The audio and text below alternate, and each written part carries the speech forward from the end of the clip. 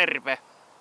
Se oli syyskuun loppupuoli, 21. päivä syyskuuta. Keli on hieno, vähän kyllä tuulinen. Mutta mitäpä sitä mies voi parempaa tehdä syyskuussa, kun lähtee haukea jahtaamaan. Eli tämä on operaatio kraavihauki. Sen verran täytyy hauesta sanoa, kun sehän on semmonen halveksittu kala, että se mukaan maistuu mudalle ja se on niin ruotonen. No onhan se ruotonen, mutta kyllä mun täytyy sanoa, että ei siinä maussa mitään vikaa ole. Silloin kun se kala on oikein käsitelty, niin on oikeinkin maukasta. Lapsetkin on syönyt ja on sanonut, että hyvää on. Että siihen minä luotan, jos lapsi sanoo, että hyvää on, niin se on rehellinen silloin se mielipide siitä. Mutta ei mitään, laitetaan veneen vesille. Mä oon tässä kaislikossa vielä kiinni ja ei muuta kuin Yamaha käyntiin ja ajellaan tuonne kaislikoitten reunaan katsoa, että vieläkö sillä haukea on.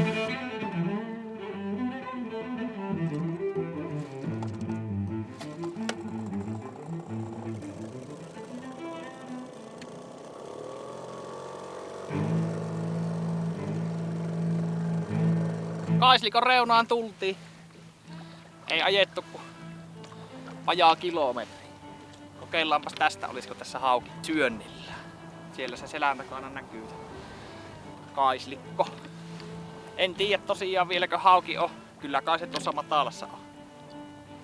Viime viikolla käytiin tytön kanssa mato-ongelan. Ahvenet, ainakin on isot ahvenet painut jo syvänteisiin. Toivottavasti ei hauet vielä. En usko. Uskoisin, että on vielä ihan uistimeen ottavia. Mutta otetaanpas tähän ja annetaan tuulen vähän meitä viiä. Katsotaan tulisiko kalaa.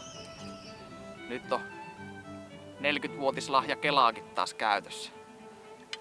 On muuten hyvä ja köykänen vehe. Tuleeko ekalla heitä? Ei sentään. Se olisi ollut jo vähän liikaa. Ei siinä ollut kalaa. Siirrytään seuraavaan paikkaan. Majaasaaren kupeeseen.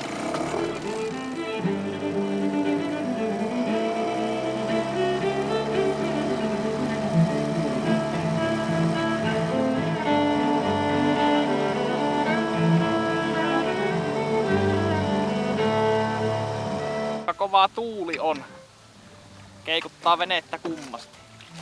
Se ei haittaa mitään. Muuta kuin että soutamalla tietysti se on hankalaa, että tuuli vie koko ajan venettä. Käännetään vaikka keula tuulen suuntaan, jos se pysyisi vakaamalla. Täytyy ton Majaasaaren tuolle puolelle mennä, niin siellähän on tuulen suoja. Voi olla parempi kalastaa. Kokeillaanpa tästä.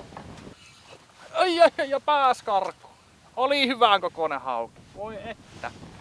No, tietää ainakin, että se on jotenkuten syönnillään. Niitä voi ehkä tulla lisääkin. Joo, se olisi ollut semmonen 1,5 kiloinen ainakin. Oikein hyvä ruoa olisi siitä saanut. Joo, tässä on nyt vähän vähemmän tuulinen paikka. Melko kovaa keli tuossa. Selkävesille jos lähtisi, niin ei kyllä soutamalla. Ei tulisi hommasta yhtään mitään. Uistimena on mepsi. Minä on tuohon mepsiin luottanut se. Sillä tulee hyvät hauet ja ottaahan siihen ahvenkin ja kirjolohet ja kaikki, taimenet ja muuta. Ei oo kyllä mikään ihan hirveen kokoinen, mutta en vielä näe. Tuntuis hanttiin kuitenkin laittava. Ei oo iso. Onko edes kiloinen? Mutta ruokakala. Katsotaan saisko se ylös. Sieltähän se nousi. Siellä on hauki. Semmonen. Se on siis hengetön. Kurkku auki. Veret lasketaan. Eli nyt kun tehdään tätä kraavihaukea, niin tämä on tärkeä. Että se tapetaan heti. Silloin siihen kalaan ei erity niitä maitohappoja, mikä sitten huonontaa laatua ja heikentää säilyvyyttä. Ja myös tuo verien lasku. Lasketaan veret eli kapulalla päähän. Sillä lailla, että kala on hengetön kautta tajuto. Sen jälkeen katkaistaan tuo kiduste luota ja voi vaikka kiduksetkin siinä katkaista, niin se pumppaa sitä verta sitten se sydän. Eli kala on käytännössä kuollut kautta tajuto. Sydän vielä iskee, pumppaa veret pihalle. Saadaan hyvin säilyvä, hyvänmakuinen kala. Joo, tässä on nyt Majaasaari tässä taustalla, niin minä annan tämän veren vuotaa pois ja käyn tuossa saaren kalliolla sitten perkaamassa tuon kalan. Ja kylmälaukku on tietysti mukana. Nyt ei välttämättä edes tarvitsisi olla, jos ei pitkää reissua tekisi, kun ilma sen verran kylmä. Säilys hyvinkin. Mutta minä pistän kylmälaukkuun. Joo, siinä on nyt yksi hauki. Katsotaan, jos tulisi lisää. Eli tuosta yhdestä nyt teen sen kraavikalan. Ja jos tulee enemmän, niin teen vaikka lapsille kalakeiton sitten. Rantaudutaan. Tää on mukava tää Majasaarikin, vaikka on näin tosi lähellä omaa kotirantaa. On hyvä tuossa kalliolla kesäpäiviä istuskella. Miksi ei vaikka yötäkin olla, onhan tuossa tullut olla. Rantautuminen on vähän tähän hankala, kun on tommosen kivikko takana tuo. On tommonen veneen mentävä reikä tuo. Katsotaan, ettei kovin kolistella. Terhin pohjaa suotta. Vähän otti kiveen kiinni.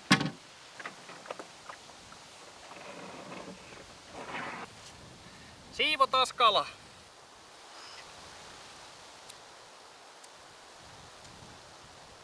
Nyt täytyy varoa, että ei missään nimessä kovin suolia puhko. Mahdollisimman puhtaana tää kala. Kun tästä tehdään sitä kraavikalaa tosiaan, niin ei auta nyt tuota sappirakkoa puhkasta.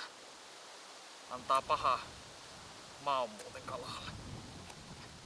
Ai että on hyvän näköinen liha. Joo. Siitä vaan. Sisäykset pois. Mätiäkin on jo mahassa. Kutuaikahan on vasta keväällä. Se rupee vähän niinku jo valmistautumaan siihen kutuun. Uimarakko minä koitetaan. No. Uimarakko ja sitten siellä on vielä uimarakon alla munuaiset. Ne tuosta otetaan pois. Sitten koitetaan vielä inukset saada irti sillä, että ei sormet on verillä. Nää on melko kovassa hauvella aikana. Toiselta puolelta. Hyvä. Sitten kun saadaan vielä tuosta leuasta irti, niin hyvä. Nää on melko terävät hauvella nää kinukset. Oikein tarraa sormeen kiinni, jos erehtyy tonne kiduskanteen käteensä laittamaan. Siinä on siivottu hauki. Eli vielä huuhtasen tuossa järvessä. Se on sen verran puhasta vettä, että uskalla. Parempihan se olisi, jos olisi ihan puhasta, oikeasti puhasta vettä. Niin tämmönen raaka kypsytetty kala, niin mahdollisimman puhtaasti käsitellä. Mutta minä uskallan tuossa järvessä huutella. Hauki on nyt siivottu. Se on täällä kylmälaukussa. On kyllä hieno keli, mutta tosi tuulinen. On hankalaa tuo kalastaminen tuolla soutuveneellä. Minä nostan kamaat takaisin kyytiin ja lähden jatkamaan. Eli kierrän tän saaren nyt.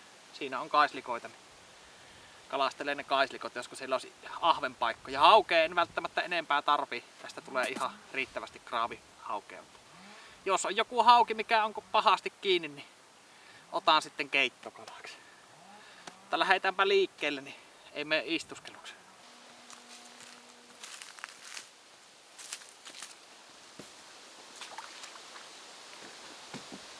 Nytten päästään tältä pahimmasta tuulesta pois. Majasaaren tonne suojasemmalle puolelle. On kyllä melkoisen kovaa tuuli. Meinaan nyt tosta rannasta päästä pois. Mutta moottoria tietysti täytyy varoa, kun peräillä lähtee. Ei kovin kiville eväkolisi.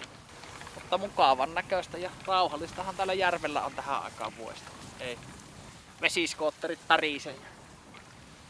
Kalastajatkin uistinta vetää, niin hitaasti menee, ei kuulu suotta ääniä. On kyllä hienoa. Kyllä tää Päijänne, tää on hieno paikka. Mä tuossa lokakuun puolella, jos vaan keliä on, niin mä pidän talvilomaan siinä lokakuun puolella. Ja otan semmosen 2-3 yö venereissun tonne. Yövy aina eri saaressa ja kuvailen kyllä videon siitä. Ja silloin saata liveenkin pitää. Katsotaan, että kehtaanko ja onnistuuko Mä oon niin sekaisin noiden laitteiden kanssa. Ei hajuakaan miten se toimii se live niin kuin puhelimella. Katsotaan, jos se onnistuu.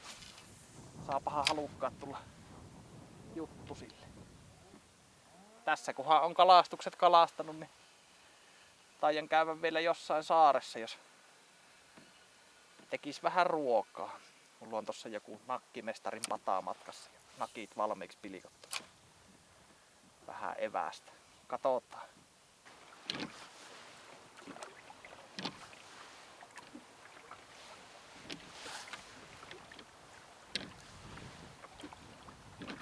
Oon tässä heitellyt puolisen tuntia.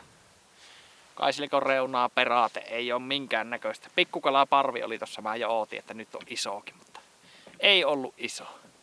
Ei mitään, minä pistän nyt uistimen vetoa. Ajattelin kokeilla tota siniharmaata rapaalaa, millä sain silloin joskus vuosia sitten yli 60-senttisen taimenen tuolta Ristiselän suunnalta. Lähden tästä vetämään uistinta ja käyn ehkä tuolla Kinkomaan puolella, eli menen tuosta Maasilla ali läpikulku tunnelista ajaa läpi ja käyn siellä kokeilemassa Kaislikotten. Tuommoinen rapaala. Kokeillaan. Kyllähän tuohon ahvenkin ottaa. Katsotaan, oisko tuolla mitään ruokakalaa.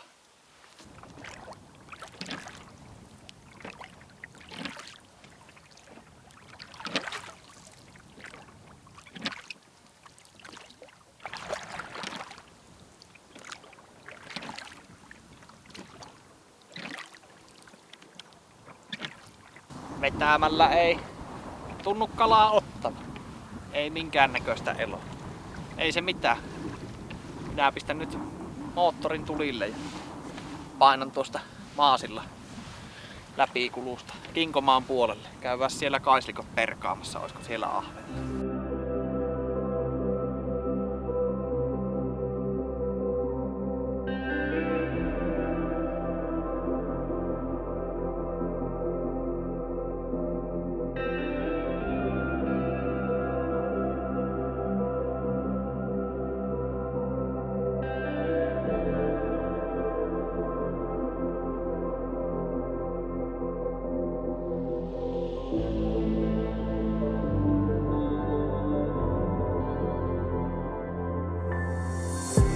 Täällä Kinkomaan puolella nyt olen.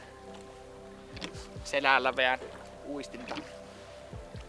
Tuossa hetken matkan päässä on tuommoinen saari, tai parikin saarta. Niin sinne kupeeseen Kaislikkoon heittelemään. Katsotaan, jos siellä olisi vielä isoja ahvenia. Täällä on nyt tämmöisessä Kaislikko-laguunissa, eli joka puolella on Kaislikkoa, tämmönen poukama. Ei tunnu olevan täälläkään mitään ja tuuli on ihan hirveä. Ei niinku vene pysy paikallaan yhtään. Nyt on Kaislassakin kiinni. Joo, mutta minäpä katson, että saanko mä tän veneen tuohon saareen ja jos vaikka ruokaa vähän tekis, tässä alkaa olemaan vähän nälkä. Ja aika kylmä keli, kun ei oo kuoritakkia päällä. Niin menee vähän niinku villapajasta läpi. No. Pannaan repuusta kuoritakki päälle, se alkaa paleella.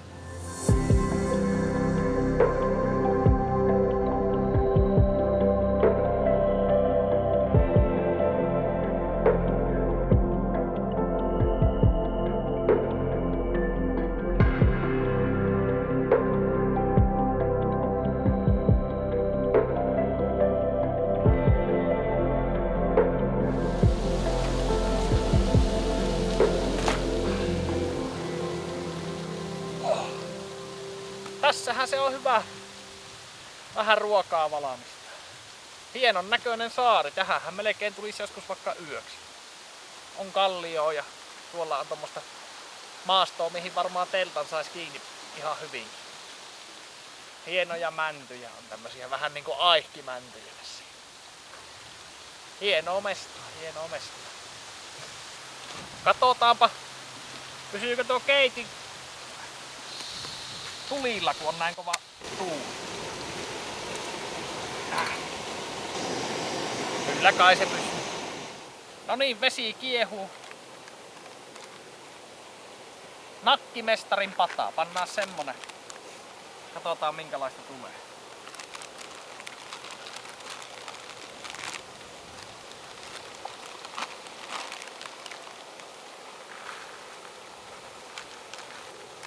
Maistetaanpas nakkipataa. Ihan hyvältä näyttää aina. Kuumaa. No ihan syötävähän tää on. Tämähän voisi olla hyvä retkiruoka, kun ottais jotain kalkkunanakkeja vähän rasvasia kuivurissa. Eikä oo kallis ruoka. Vähän taisi pohjaan palaa, kun tuo kaasu on niin vahva, mutta Eipä tää pahalta maistu. Keitetäs vielä kahvi.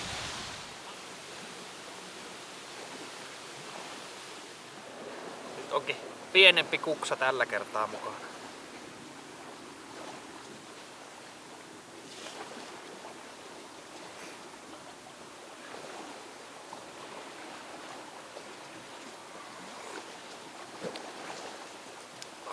On se vaan hyvä. Kahvit on melkeinpä juotu. Eli seuraavaksi operaatio kraavihauki. Siirrytään vaihe 2. Eli ensimmäinen vaihe oli se, että kalastetaan hauki. Toinen vaihe on se, että fileeroidaan. Eli heitän tästä kamaat veneeseen ja päräytän tonne Muurameen takaisin. Katsotaanhan siellä kodin lämmössä tuo, mitenkä se fileeroidaan. Noniin, kotona ollaan. Elikkä nyt hauki on täällä pussissa. Se oli tuolla kylmälaukussa, että säilyy. Nyt minä pistän sen nahattomaksi fileeksi. Otan kylkiruodon pois. Anopin palaa jää. Sitä en ota nyt pois, se siinä sitten kun se on kraavaantunut, niin se leikataan siivuiksi. Mä uskoisin, että se ei häiritse siinä ne anopin palan Y-ruodot. Eli lähdetään täältä niskasta liikkeelle. Noin. Ja en oo tosiaan kovin hyvää tässä fileeroinnissa, mutta varmaan tarpeeksi hyvä, että syötävää ruokaa saadaan, niin eikö se ole tärkeintä. Siinä on yksi file. Käännetään.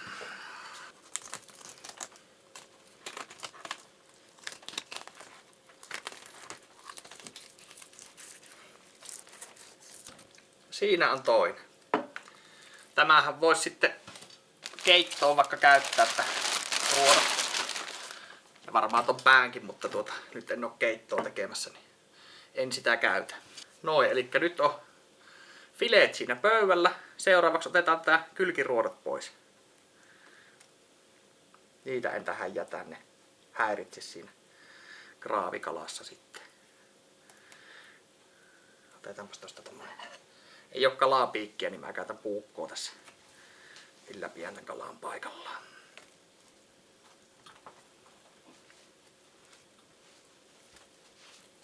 Noin. Tuonne jää vielä vähän. Noin. Ja sitten tuo vatsaevää, senhän olisi voinut siinä peraatessa ottaa pois, mutta otetaan se nyt. Se on helpompi ottaa nahka sitten pois. Noin. Sitten otetaan nahka pois seuraavaksi. Eli täältä pyrstöstä lähdetään liikkeelle, pistetään puukko nahkaa ja sitten tuolla lailla lähdetään pikkuhiljaa vetämään sitä. Puukko pysyy tai toi filetti pysyy tuon leikkuulauvan vähän niin kuin mukaisesti tuossa. Tällä lailla. Vähän meinaa revetä nahka. Sillä lailla. Eli siinä on nyt nahaton file. Pannaan se tohon, mä vielä huuhtasen se sitten. Ja nahka jää tänne. Minkä takia tuon nahka otan tässä kraavihauessa pois on ihan se, että minun käsittääkseen tai minun kokemuksen mukaan, niin se, jos kalassa on mudanmakua ja hauessa, niin se on siitä nahkasta irtoa sitä. Se niin kuin antaa sitä mudanmakua. Päijänteen hauki nyt on hyvän makuinen, puhtaan makuinen. Siinä ei juuri sivumakuja ole, mutta otetaan varalta nahka pois. Noniin, nyt on fileet huuhtastu ja se olisi maustamisen aika. Eli mausteena sitruunaa. Ei ole pakko laittaa, mutta minusta se antaa hyvän maun ja se vähän niin kuin kypsyttää myös kalaa siinä sitten. Sitten sokeria. Tätä ei kannata älyttömästi laittaa. Mutta vähän sen kuitenkin. Ja molemmille puolille. Suolaa. Ja tätä saa laittaa sitten vähän reilummin. Se on vähän, että mistä tykkää. Itse tykkään, että kraavikala joutaa olla suolasta. Hakattua tilliä. Noin. Laitetaan vähän toiselle puolellekin. Nämä tulee nyt vastakkain nämä fileet sitten tonne pussukkaan. Noin. Tänne kanssa tilliä vähän. Hyvä, hyvä, hyvä. Laitetaan vaikka toisellekin puolelle. Seuraava vaihe, niin minigrippipussi. Parempi olisi jos olisi toi vakuumi. Mulla nyt ei vakuumikonetta oo. Minigrippipussi nyt kelvatko. Eli otetaan nämä fileet. Laitetaan tänne minigrippipussiin tällä lailla päällekkäin. Hyvä. Suljetaan, jätetään keskeltä vähän auki. Ja puristetaan ilmat pihalle täältä. Eli siinä. Ja nyt tämä paketti laitetaan pakkaseen. Miksi tuorekala laitetaan pakkaseen, eikä se ole hyvä syödä tuoreena? No sen takia, koska hauessahan voi olla lapaamato. Ja sitä ei nyt varmaan ihminen halua itteensä lapaamatoa suolistonsa möngertämään. Niin se pakastaminen tappaa, jos siinä mato sattuu olemaan. Se ei tartu sitten ihmiseen. Minä pian, nyt on lauantai, pian ensi keskiviikkoa asti pakkasessa. Sitten otan jääkaappiin sulamaan ulos tuolta pussista, laitan tähän vuokaa. Se saa vuorokauden reilun sulaa. Ja sitten katsotaan minkälaista siitä tuli. Ja mitä siitä voi tehdä, katsotaan sekin samalla. Sitä ei ole pakko aina pelkästään ruisleivän päällä syödä sitä kraavikalaa. Sitä voi käyttää muutenkin. Mutta joo, nyt pakkaseen ja jatketaan sitten torstaina maistamisen merkeissä. Nyt ollaan siinä tilanteessa, että kraavihauki on kraavaantunut. Eli tämä oli pakkasessa, olikohan 3 päivää. Ja sitä varten tosiaan pakkasessa pidetään, että se lähtee se lapaamato, jos sillä sattuisi olemaan, niin se lähtee lipettiin. Ja mitä nyt tehdään? Pinnasta pyyhkästään tillit pois. Ei ole vaarallista, vaikka jäisi vähän tilliä tähän pintaan. Makuahan se vaan antaa. Ja tosiaan tämä hauen jätin sen anopin palan tänne. En ottanut siis pois. Tuossa maistettiin lasten kanssa, niin lapsia vähän häiritsi se anopin pala. Eli ehkä itse ottaisin pois. Sen nyt voi ottaa tietysti vieläkin, ei se myöhäistä ole. Etitäänpäs se. Tuolla tuntuu. Elikkä veitsellä kun raaputtaa, kuuluu napse, siinä menee Y-ruotorivi. Ja sitten voidaan ottaa tää selkäpala pois. Tää on tosiaan helppo tehdä tämmöisissä osissa. Siinä on nyt ruodoton selkäpala. Laitetaan se astiaan.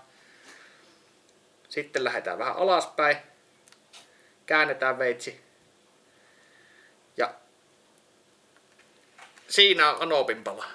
Eli siinä on Y-ruodot. Semmosta on kraavihauki. Töissä tosiaan syötin työkavereille. 3 työkaveria maisto. Kaikki oli sitä mieltä, että on hyvää. Yksi ei suostunut maistamaan, mutta se ei tykkää tämmöistä asioista. Niin siltä en saanut mielipidettä. Omasta mielestä onnistui tosi hyvin. Eli maistuu sopivasti suolaa, eli reilusti. Maistuu tilli, maistuu sitruuna, maistuu kala. Jos antaisin sokkona tätä jollekin, en kertoisi, että on haukea, niin todennäköisesti ei arvaisi, että on haukea, jos ei ole kraavihaukea syönyt. No mihinkä tätä kraavihaukea sitten voi käyttää? Eli näytetäänpä sitä kaikista perinteisin. Veistetään ohutta siivua. Fileetti toimii tässä hyvin.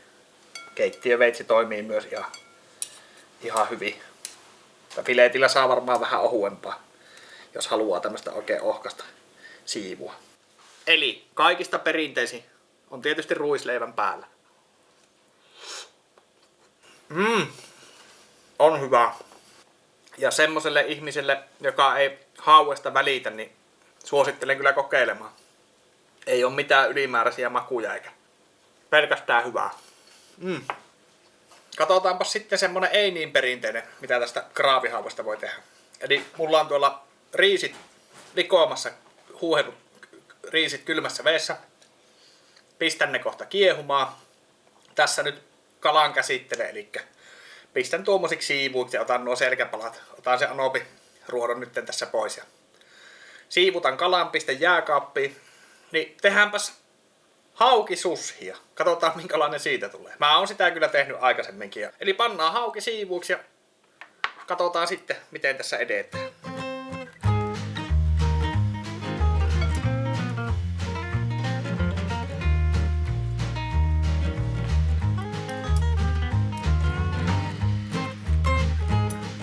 Eli kanavan seuraaja Seppo Heinonen pyyti, että näytetään miten tuo anopinpala saadaan pois. Ja mulla on tosiaan tapana, että file tämmöisiin paloihin, lyhyisiin paloihin. Sitten se anopinruoto menee täällä, eli täällä on ollut selkäranka, tästä on vetty kylkiruodot pois. Tehdään kevyt viilto, sen tuntee tällä veitsellä, että missä se ratisee se ruoto. Ja kevyt viilto yläpuolelle. Sitten ruvetaan taittamaan tätä veistä tällä lailla. Näin. Sen tuntee sen ruodon.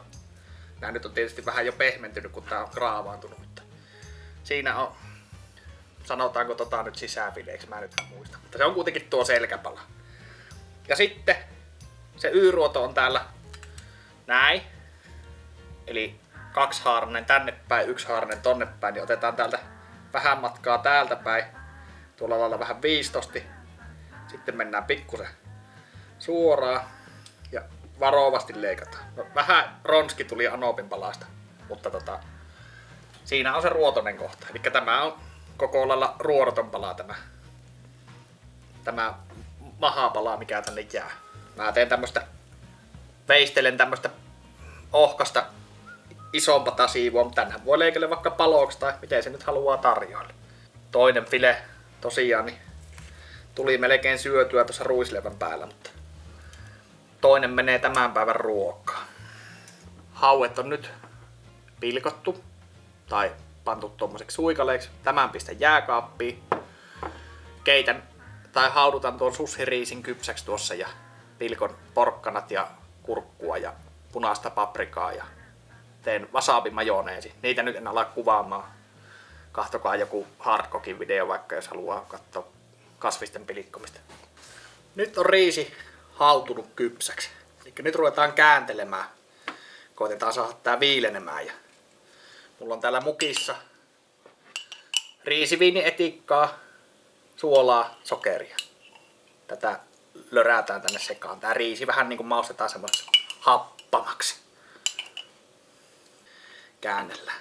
Tätä nyt kai oikein oppisesti pitäisi jossain puulaatikossa, mutta mulla nyt ei ole mitään semmoista puulaaria täällä. Niin täytyy tämmöisessä lasisessa vuossa. Ja tässä kai suositellaan, että puinen tämmönen lasta, millä tätä käännellään, että jos metallisella, niin se kai rikkoo ton riisi. En tiedä, onko sillä todellisuudessa mitään väliä, kuulostaa vähän kaukaa haitulta, mutta tehdään nyt niin kuin ohjeissa on. Joo, eli tätä nyt käännellään, lisäillään tätä no sinne ne menikin, riisiviinietikat. Siinä oli joku 8 ruokalusikallista suunnilleen. Riisiviinietikkaa. Nyt käännellään niin kauan, että tää on viilentynyt tää riisi. Välillä antaa vähän olla ja sitten peitellään märällä liinalla tai niin pitäisi tehdä, mutta minä en jaksa semmoista nyt. Kunhan kääntelen tämän viileeksi tästä, niin hyvää on. Riisi on nyt viilentynyt. Ruvetaanpas kasaamaan. Haluan tässä nyt korostaa, että ei ole varmaan, jos joku japanilainen näkee, niin varmaan kauhistuu, mutta tää nyt onkin enemmän semmonen kunniaosoitus vaan sushille, että en niinku yritä esittää, että olisi joku asiantuntija. Mutta näin se kuitenkin tehdään. Eli otetaan merilevää tämmönen hässäkkä, laitetaan riisiä, koitetaan levittää aika tälleen tasaisesti, ettei jää mitään älyttömiä paakkuja tänne.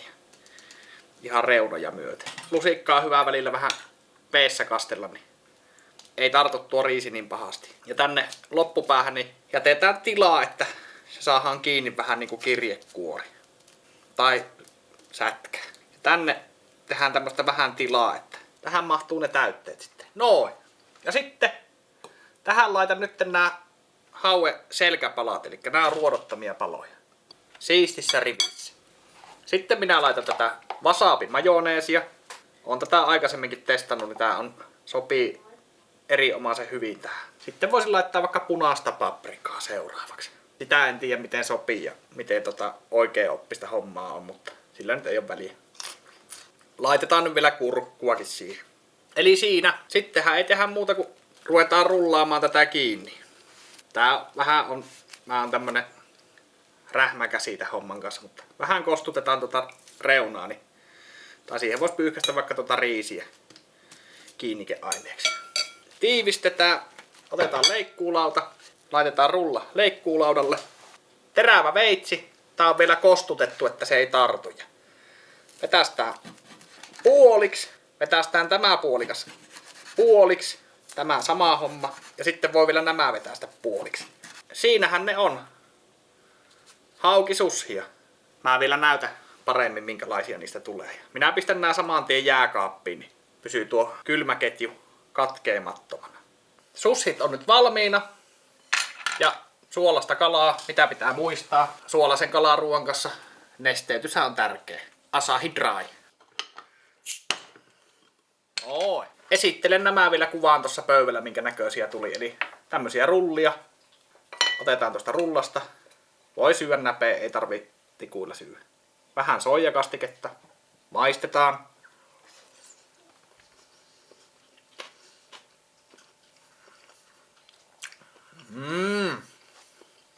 No on hyvä. Sitten on tämmösiä riisipalloja. Kuvaan senkin lähempää. Eli onko tää nyt nigiri? Nigiri vai mikä tää on nimeltä? Nää vissiin pitäisi syödä sormi. Se käännetään tästä ylös alasi. Kastetaan vähän tonne soijakastikkeeseen. Ai että on hyvä. Kutsutaanpas Veikkakin maistamaan, että mitä mieltä se on tuosta haukisussista. No niin Veikka, siinä olisi haukisussi. Siinä on soijakastiketta, jos haluat kastaa, ei oo pakko. Heitähän kuule kituusi se kerran mielipide.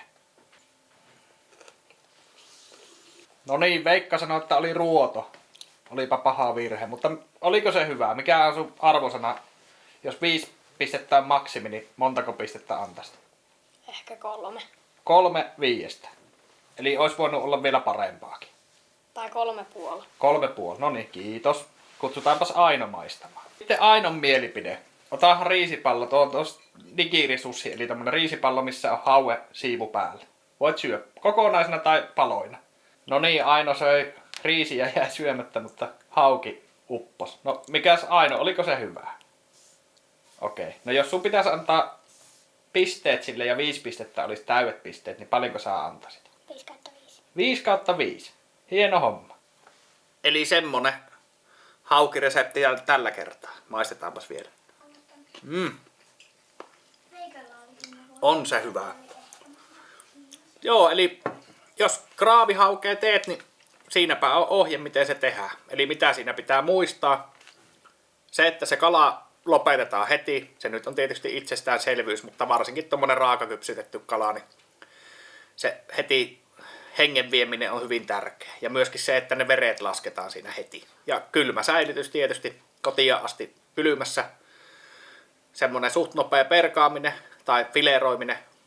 Ja sitten pakkaseen. Ja se pakastaminen on kanssa tärkeä. Eli järvikalassahan voi olla loisia. Lapaamato esimerkiksi voi elää järvikalassa. Niin suosittelen sen pakastamisen. Se tappaa sen loisen. Ja nuo meinas tulla.